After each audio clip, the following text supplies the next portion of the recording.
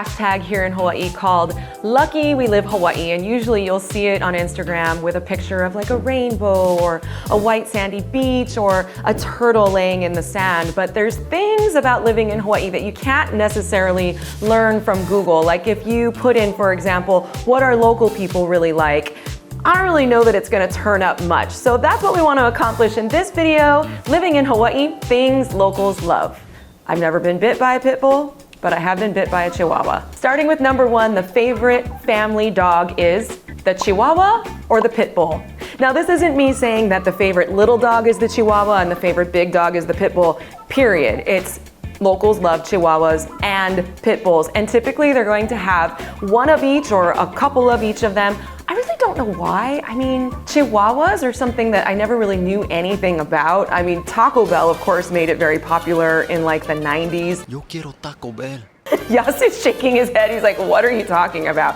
Local people love Chihuahuas. And then pit bulls, I don't really know why, but it just seems to be a very popular dog. Actually, there's a condo that's going up in Mo'ili'ili called Kuile Place, and the tagline is built by Kama'aina for Kama'aina, and they, I think, are the first condo building to increase the dog weight limit to 80 pounds. So what does that tell you? It tells you that they know local people love pit bulls. And another thing, it's really difficult to travel here with a pet. Now, back in the day, we had this 4-month quarantine. I think we actually still have that. Now you just get to do it ahead of time. So if you're on the mainland, bringing over a favorite family pet, you'll have to go through a series of rabies vaccinations and all this testing months before you make your plane reservation to come over here. But before, it used to be just an automatic. When your dog traveled here on the plane, they'd have to go into this quarantine for 4 months, and it was so sad. We did it with my little Cocker Spaniel when we were little, when we moved over here, and it changed her personality. Luckily, that's not the case anymore. But with the quarantine, I think it's also difficult for breeders. And so dogs like Cocker Spaniels, like the dogs that I love, are like $2,500. So yeah, maybe that's why pit bulls and Chihuahuas just breed over and over and over again, and people just learn to love them. The local people love their trucks, and the bigger, the better. The local person's favorite car is a truck. Now, I said it in our previous Living in Hawaii video that the Tacoma truck is the favorite truck of choice. Toyota Tacoma. You simply can't find a more powerful compact truck. And it's true, and I don't really know why, but a close second to that is the Ford F-150. Even though our parking stalls are typically compact, even though our island is very crowded and we've got a lot of traffic, local people love their trucks, and the bigger, the better. And there's a reason for this, and I think this is also why we love trucks. We've got to load up our surfboards, we've got to load up our camping stuff, our tents for when we hang out all day at the beach, our tables and chairs for the big parties. We love our trucks. Aren't you supposed to graduate from high school? Like, why is this a big deal? We love our parties. Now, when a baby is born and they reach their milestone first birthday, we do it up. We have a huge party, and this is like 500 plus invitees, and this party actually sometimes gets planned before the baby is even born. And it's kind of funny because it's like, really, is the baby even gonna remember their first birthday party? No, but the reason that we celebrate a baby's first birthday is because here in Hawaii, it was a milestone for babies way back in the day for them to make it to their first birthday. I believe the infant mortality rate was quite a thing. So that tradition has just been carried forward. The other party that we love to have is a graduation party. And when kids graduate from high school, it's a huge deal. I mean, tons and tons of lei are given to the child. It piles up above their head and they've got it on their arms. And usually these graduation ceremonies are held off campus. You can expect them to be held at like the Stan Sheriff Center at the University of Hawaii or at the Blaisdell Center, and all the family comes and gives them lei.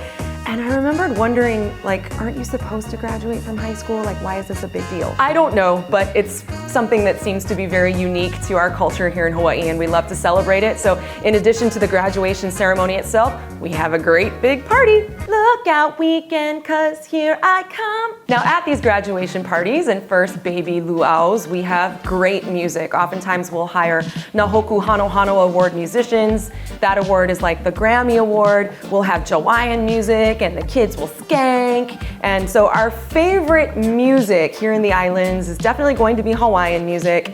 absolutely going to be Jawaiian music. Jawaiian music is a mix of reggae and Hawaiian music, music that's often written about the island lifestyle. We love to sing about food. I love my fish and poi. I'm a big boy.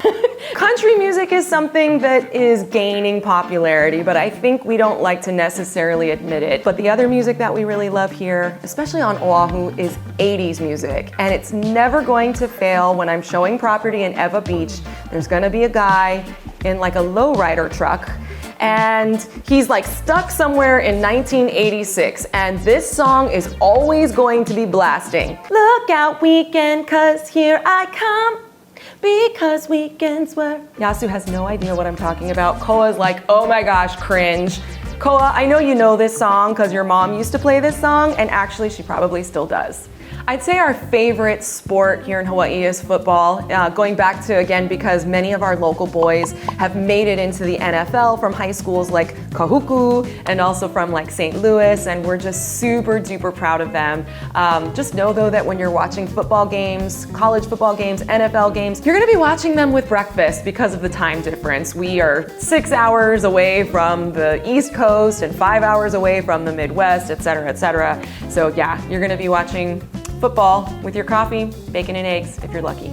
Our favorite local sport is volleyball. We love rooting for the UH Rainbow Warriors, the men and the women, but particularly the women. So we don't really go to football games. It's really sad. We also don't have a stadium anymore. Basketball games aren't really that well attended, but our volleyball is crazy. I mean, people will DVR the volleyball games. Volleyball games are typically very crowded and busy, and the players are like celebrities. And our volleyball team has typically won the national championships, both on the male and the female side. So go Rainbow Warriors. We love our local celebrities, guys like Jason Momoa, of course. I mean, I know the whole world loves Jason Momoa, but we really, really adore him just because he stands so strongly for our culture. Of course, he's not terrible looking. He looks great. I love you, honey. We like The Rock. The Rock also is so proud of being from Hawaii and having family here. Nicole Scherzinger of the Pussycat Dolls. Of course, we love Bruno Mars. It never fails. People will always take to Facebook and they'll say, Bruno Mars was so much better. And I'm like, dude, get over it. It was like 10 years ago, but we love Bruno Mars and we love our celebrities. And the most recent one that we love so much is Iam Tongi. I love you, Iam Tongi. You make me cry like no other American Idol has ever made me cry. And I think that most people here in Hawaii would say the same thing. We're really proud of our local celebrities. We love our food. We love food from all the different cultures. Of course, Hawaii is a melting pot, but the one staple that we have to have with pretty much everything, I've seen people eat it with spaghetti, is white rice. Rice was breakfast, rice was lunch, rice for dinner. My husband and I will go to a really nice steakhouse where they have these beautiful like scalloped potatoes or like garlic mashed potatoes with like a tomahawk steak. And that local boy will always say, when the server says, can I get you anything else, sir? He's like, oh, I like one bowl of white rice. White rice, it goes with everything and we love it. It goes with Spam, it goes with Portuguese sausage. I know all these things sound like poor man's food, but this is the stuff that we love. We love Filipino food. One of our favorite Filipino restaurants is Thelma's in Waipahu. We love Japanese food. We love Chinese food. We love Korean food. We love Thai food. I mean, you name it, we'll eat anything. Now, the beer of choice in Hawaii, I almost don't even think I need to say it. I'm sure people already said it when I said the word beer, and that is the green bottle Heineken. Personally, I've never had a Heineken. I don't think I have. But our beer scene in Hawaii is actually getting pretty cool. In Kaka'ako, there's several different beer places. I think there's also like the Brewseum. We have Aloha Beer, we have Waikiki Brewing, we have Hanakoa, there's Maui Brewing Company. Of course, there's Kona Longboard, but I heard Kona Longboard is actually not from here. It's from like California, but nevertheless, our beer scene is picking up beyond Heineken, but Heineken is definitely like the tried and true local boy, local girl favorite. They're gonna skank to the Jawaiian music with the green bottle in the air. Yeah. Now, with Hawaii being such a melting pot, there's one thing that we do to each other that I don't know if I'm actually supposed to say it as a real estate agent, but this is all in good fun. We make fun of each other. Like, we'll call a Portuguese person portuguese. We'll call a Japanese person, oh, the Japanese guy. We'll say somebody's pake, which is the Hawaiian word for Chinese, and we'll use that word quite a bit. And of course, there's the word Haole, which, just to be clear, Haole isn't necessarily a total derogatory word. The real meaning of Haole is ha, which means breath or life, and ole means no more. So the story goes that when the Hawaiians saw the first Caucasian man, they were like, Haole, because they thought, oh, the guy is dead because his skin was so pale. So that's how that word came about. But I will even say when somebody asks me, oh, you know, they used to ask, what's your nationality, which isn't really correct anymore. It's more like, what's your ethnicity? So people will ask me, so what are you? And I'll say, oh, I'm Hawaiian, I'm Chinese, I'm Filipino, and I'm Haole, because my dad is German and English. It's just easier to lump him into that category. You know, it's not something that we're incredibly sensitive about. It makes me personally a little bit sad when we have to be so super duper careful, but at the same time I get it. But that's one of the things that I think our culture, we're really unique in our culture in that way, that we kind of have no problem just saying it and nobody gets mad and nobody starts a riot or a fight. So it's definitely a lucky we live Hawaii thing.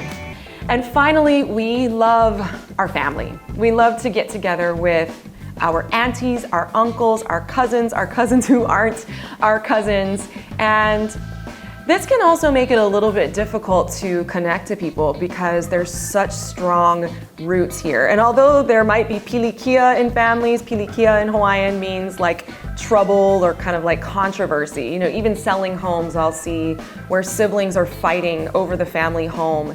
But a lot of times that passion comes from this deep-rooted love. It's not that they actually hate each other, it's that they love each other so much that it hurts. You'll find, or I have found actually, that even moving into my home, the neighbors don't bring you pie and they don't bring you casserole. Hawaii people tend to be a little bit more private. It could be because we live so close to each other and like we yell at our kids. So we know you're gonna hear us and you're gonna get to know us anyway, and we're kind of guarded in that way. But I think ultimately it also goes back to our social ties really tie in to our family. And we cry when we see each other go away. We cry when we celebrate each other. We're hurt when somebody passes away. Not that other cultures don't feel that hurt as much as we do, but I would say that the family aspect of the local culture is truly what makes us unique outside of the beauty of Hawaii, outside of the rainbows and the monk seals and the turtles and the beaches. Our goal with this video and these types of videos, of course, is to connect with you, to connect with our kama'aina that no longer live here. We love it when we hear from you and when you say, you made me miss home. I love also just reinforcing to local people why we love Hawaii so much. I know that we have people that are talking every day about moving away. I want you to stay here. I want to stay here. I want to see my family stay here. But also for those that are curious about moving to Hawaii, it's really important to us that we give you the real and that you understand that it's not just an energy. It's not just, oh, I just want to move to Hawaii because I want a fresh start. There's so much more that goes beyond the beauty of Hawaii, and our goal is really to help you to understand that and how it might connect in your life. So if you'd like to know more, if you've got questions about what we've shared on this video or any of our other videos on our channel, get in touch with Koa or I. We would love to help you.